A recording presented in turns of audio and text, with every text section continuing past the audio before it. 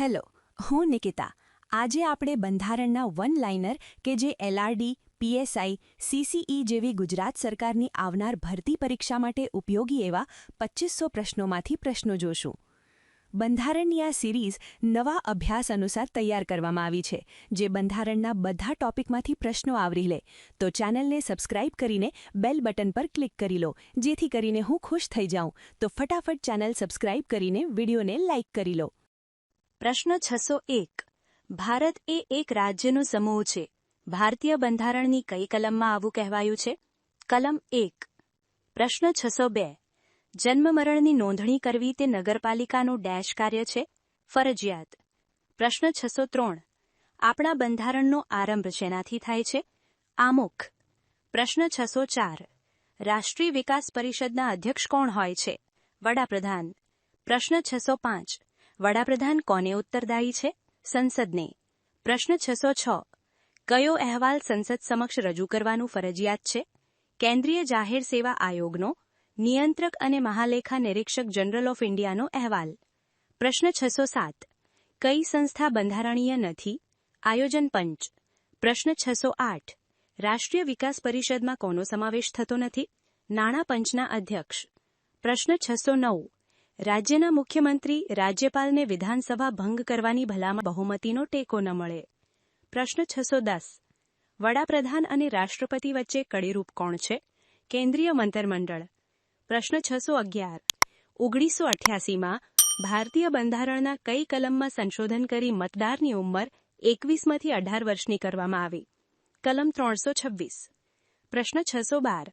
આપણા દેશમાં ડેશ શાસન પદ્ધતિને સ્વીકાર કરવામાં આવી છે? સંસદીય. પ્રશ્ન 613. નાણામંત્રીએ અંદાજપત્ર રજૂ કરતા પહેલા કોની પાસેથી મંજૂરી લેવી પડે છે? રાષ્ટ્રપતિ. પ્રશ્ન 614. અંદાજપત્રને તૈયાર કોણ કરે છે? મંત્રીમંડળ. પ્રશ્ન 615. વડાપ્રધાન કે નાયબ વડાપ્રધાન બંને વિદેશમાં જાય ત્યારે દેશનો વહીવટ કોને સોંપવામાં આવે છે? વરિષ્ઠ કેબિનેટ મંત્રી. પ્રશ્ન 616. કઈ અખિલ ભારતીય સેવા નથી? ભારતીય વન સેવા. પ્રશ્ન 617. કઈ બાબતમાં ઓડિટ નિયંત્રક અને મહાલેખા નિરીક્ષક જનરલ ઓફ ઇન્ડિયા? પ્રશ્ન 618. ભારતમાં પ્રથમ જાહેર હિસાબ સમિતિ ક્યારે સ્થાપિત થઈ હતી? 1921. આ સમિતિની સ્થાપના government of India act 1919 Montagu ચેમ્સફર્ડ સુધારાની જોગવાઈઓ હેઠળ કરવામાં આવી હતી. પ્રશ્ન 619. કઈ કલમમાં બંધારણીય ઇલાજોને અધિકાર પ્રાપ્ત થયો છે? કલમ 32. પ્રશ્ન 620. બંધારણની કઈ કલમ નીચે ભારત સરકાર કે રાજ્ય સરકાર સામે કોર્ટમાં કેસ ચલાવી શકાય છે? કલમ 300. આ સિવાય કલમ 32 સુપ્રીમ કોર્ટ અને કલમ 226 હેઠળ રીટ દાખલ કરી. પ્રશ્ન 621. ભારતના કયા રાજ્યમાં રાજ્યપાલ શાસન લાગુ કરવાની સંવૈધાનિક જોગવાઈ છે? જમ્મુ અને કાશ્મીર. પ્રશ્ન 622. કયા રાષ્ટ્રપતિએ હિન્દુ કોડ બિલની વિરુદ્ધમાં સહી કરી હતી? ડોક્ટર રાજેન્દ્ર પ્રસાદ. પ્રશ્ન 623. ભારતને પ્રથમ નાયબ વડાપ્રધાન કોણ હતા? વલ્લભભાઈ પટેલ. પ્રશ્ન 604. વર્ષમાં સ્થાપિત થઈ હતી? 1977. પ્રશ્ન 625. કઈ કલમ નીચે રાષ્ટ્રપતિ સર્વોચ્ચ ન્યાયાલયનો અભિપ્રાય લઈ શકે છે? કલમ 143. પ્રશ્ન 626. ભારત એક બિન સાંપ્રદાયિક રાષ્ટ્ર છે આવું બંધારણમાં કઈ ભાગમાં લખેલું છે? પ્રસ્તાવનામાં. પ્રશ્ન 627. રાજ્યપાલ રાજીનામું આપે કે તે અવસાન પામે ત્યારે રાજ્યનો કારભાર કોણ સંભાળે છે? રાજ્યના મુખ્ય ન્યાયમૂર્તિ. પ્રશ્ન 628. ભારતમાં વયસ્ક મતાધિકારની સરકાર ક્યારે સ્થાપિત થઈ હતી? 1950. પ્રશ્ન 629. જ્યારે કોઈ પક્ષને રાજ્યમાં બહુમતી ન મળી હોય ત્યારે રાજ્યપાલ કોને સરકાર બનાવવા આમંત્રિત આપે છે? સૌથી મોટા પક્ષને. પ્રશ્ન 630. સંસદમાં કેટલા સભ્યો હાજર હોય તો કોરમ ગણાય છે? 55 કે કુલ સભ્યોનો 10મો ભાગ. પ્રશ્ન 631. કેન્દ્ર અને રાજ્યો વચ્ચેના સંબંધો માટે કઈ કલમ છે? કલમ 2. જમ્મુ કાશ્મીરનું બંધારણમાં ક્યાં દર્શાવવામાં આવ્યું છે? પરિશિષ્ટ 2માં. પ્રશ્ન 633. આંતરરાજ્ય પરિષદ સ્થાપવાનો અધિકાર કોને છે? રાષ્ટ્રપતિને. પ્રશ્ન 634. પ્રથમ આંતરરાજ્ય પરિષદની સ્થાપના કયા વર્ષમાં થઈ હતી? 1990. પ્રશ્ન 635. સંઘીય શાસન વ્યવસ્થામાં બંધારણની કલમોના અર્થઘટન કરી ચુકાદો કોણ આપે છે? સર્વોચ્ચ અદાલત. પ્રશ્ન 636.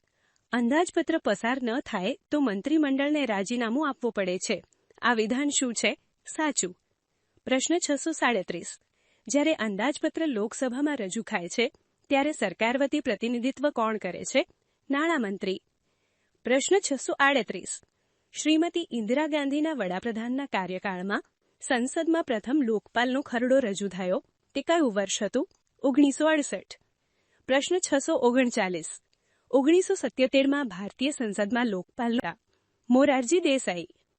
પ્રશ્ન 640. ડિસેમ્બર 1989માં લોકપાલ ખરડો કોણે રજૂ કર્યો હતો? દિનેશ ગોસ્વામી. પ્રશ્ન 641. રાજ્યસભાના સભ્યોની ચૂંટણી કઈ પદ્ધતિથી થાય છે? પરોક્ષ પદ્ધતિથી. પ્રશ્ન 642. બંધારણની પ્રસ્તાવના અને ભાષા કયા બંધારણમાંથી લેવાયેલા છે? ઓસ્ટ્રેલિયા. પ્રશ્ન 643. રાજ્યની આંતરરાજ્ય પરિષદ સ્થાપનાર કયા રાષ્ટ્રપતિ હતા? આર વેંકટરમન. પ્રશ્ન 644. દેશના આકસ્મિક ફંડ પર નિયંત્રણ કોણ રાખે છે? રાષ્ટ્રપતિ.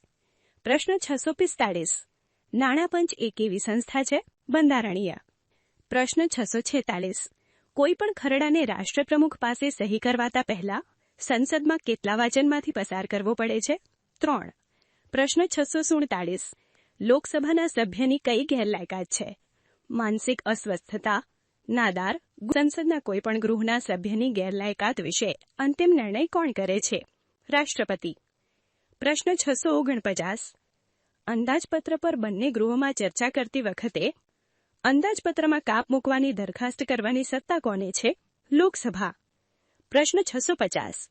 ઉપરાષ્ટ્રપતિ સામે મહાભિયોગ પ્રસ્તાવ કયા ગૃહમાંથી લાવવામાં આવે છે? તમને આમાંથી કેટલા પ્રશ્નો પહેલાથી આવડતા હતા? કોમેન્ટમાં લખો. અને જો તમને આવા પ્રશ્નો ઉપયોગી લાગે તો વિડીયોને લાઇક કરો અને ચેનલને સબસ્ક્રાઇબ કરો.